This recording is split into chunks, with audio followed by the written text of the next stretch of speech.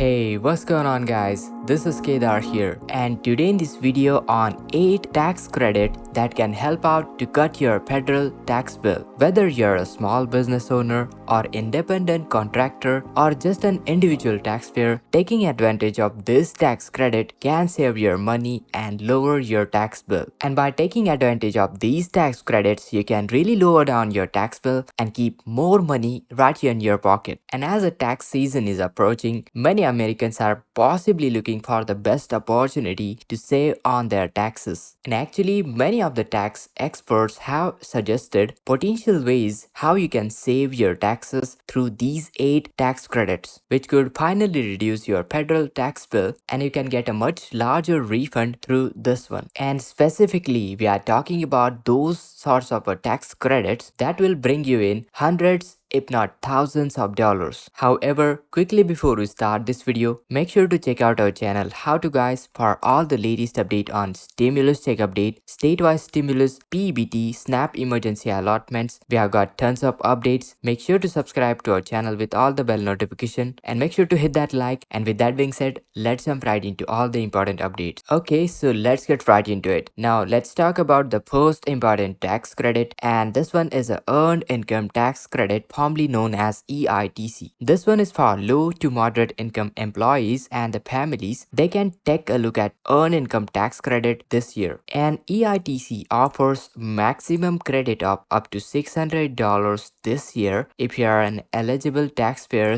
with no children. However, the tax credit will become greater if you have got children. Also, let's discuss about the maximum amounts that you can claim through this one. Well, one child household can get $3,995, two children household can get $6,604, three or more children household can get $7,430. And this boost is from the maximum amount of $6,935 last year. You can visit the IRS website to check out whether you qualify for the credit, and you can also check out how much you could receive through this tax credit. Here onto the irs.gov, you can use the eitc assistant to check out how much you can receive and the eligibility criteria for this one. Make sure to head on to irs.gov credits-deductions, and right over there use the eitc assistant. Coming over to the next important tax credit is savers credit. Similarly to the eitc, the savers credit hopes to give the boost to those with low to moderate incomes, and this credit will give taxpayers